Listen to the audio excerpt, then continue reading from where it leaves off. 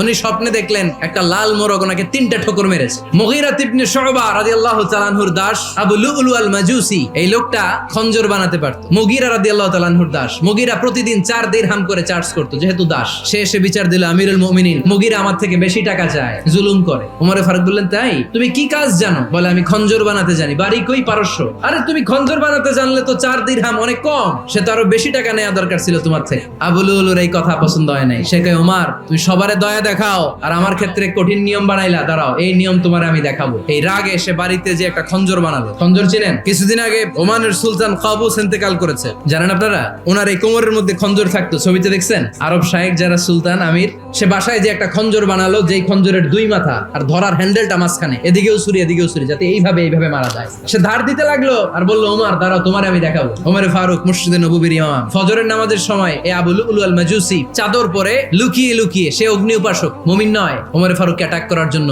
গেলেন। তখন ওনারা অন্ধকারে নামাজ পড়তো। নামাজের সময় যখন হলো, লুকিয়ে লুকিয়ে প্রথম কাতারে ওমরে ফারুকের পিছনে মুয়াজ্জিনের পাশেই দাঁড়ালেন, হাতে খঞ্জর। একামত হলো, ওমরে ফারুক সালাত শুরু করলেন, ফজরের সালাত, আল্লাহু আকবার শুরু করলেন, সূরা ফাতিহা বললেন। আরেকটা সূরা যখন পড়তে যাবেন, in the meantime Abu Lulu এই খঞ্জর নিয়ে ওমরে ফারুকের বুকের মধ্যে 3টা স্টেবিং করলেন। একটা মারলেন নাভির নিচে, মারার সাথে সাথে পাকস্থলী কেটে গেল। আরেকটা মারলেন পাজরে, পাজর ছিঁড়ে গেল। 3টা মারার পরে ওমরে ফারুক বললেন, কাতালানি আল কালব, এক কুকুর আমাকে মেরে ফেলেছে। পেছন থেকে এক সাহাবীকে টান মেরে সামনের দিকে নিয়ে গেলেন, তুমি নামাজের ইমামতি করাও। আর ওমরে ফারুককে বাকিরা ধরাধরি করে পেছনে নিতে আরম্ভ করলেন। আর এই আত্মাই আক্রমণ যে করেছে, সে কাতারের মাঝখান দিয়ে যেতে আরম্ভ করলো আর 2 দিকে ছুরি মারতে আরম্ভ করলো। 13 জন সাহাবীর গায়ে ছুরি মেরেছে, 7 জন সাহাবা স্পট ডেথ, জায়গায় মৃত্যু।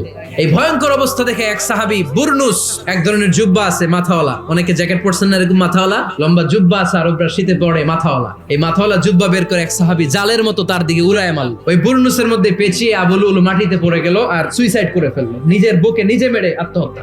যেই সাহাবীকে ইমামতির জন্য দাঁড় করালেন, উনি ছোট্ট সূরা দিয়ে প্রথম রাকাতে সূরা আল কাউসার, দ্বিতীয় রাকাতে সূরাতুল ইখলাস দিয়ে নামাজ শেষ। ওমরে ফারুক বেহুশ, সবাই কান্নাকাটি করতেছে, সবাই দেখতে গেলেন, এখন হুঁশ ফিরে না। মুখের মধ্যে, মুখ খুলে রাষ্ট্রের চিকিৎসক মুখের মধ্যে দুধ দিলেন, ওই নাভি দিয়ে দুধ বের হয়ে যায়। তারা বললো, ওনারে বাঁচানো সম্ভব না, দেখেন হুঁশ ফিরে কিনা। হুঁশ ফিরলে ওনার পরে কে আমির হবে, উনি যেন প্যানেল ঠিক করে দিয়ে যায়। সবাই তাকিয়েছে ওমরে ফারুকের চোখের দিকে। আল্লাহর মেহেরবানিতে ঘন্টা খানিক পরে উনি চোখ খুললেন। চোখ খোলার পরেই বলেন নাই, ও মা আমি মরে যাই। চোখ খোলার পরে উনি বলেন নাই, কে মারলো আমারে। চোখ খোলার পরে উনি বলেন নাই, আমার পরে নেতা কে হবে। চোখ খোলার পরে সর্বপ্রথম কথাটি ছিল, আসল্লান নাস, আমার নেতৃত্বে যে ফজরের নামাজটা শুরু হয়েছিল, এটাকে ঠিক মতো তোরা পড়েছিলি?